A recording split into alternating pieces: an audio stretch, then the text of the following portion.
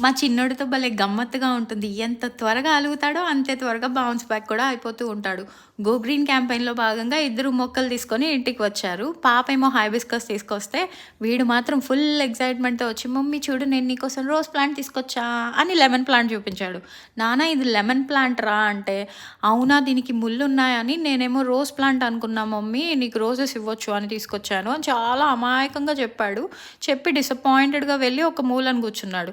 సరే మొక్కలైతే వచ్చాయి గదా! నాటేద్దామని జెప్పి నేను ఆ పనిలో పడితే, మళ్ళీ వాడికి వాడే నా దగ్గరికి వచ్చి టకి టకీమని 4 క్వెషన్స్ అడిగేసి, "నీకు మొక్కలంటే ఇష్టం గదా!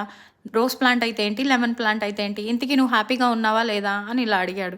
నేనన్నాను, "నేను చాలా హ్యాపీగా ఉన్నా నాన్న" అని చెప్తే, వెంటనే మళ్ళీ మొహం వెలిగిపోయి, హ్యాపీ అయిపోయి, గెంతుకుంటూ వెళ్ళిపోయాడు. ఇలానే మా వాడు చెప్పకనే నాకు చెప్తూ ఉంటాడు.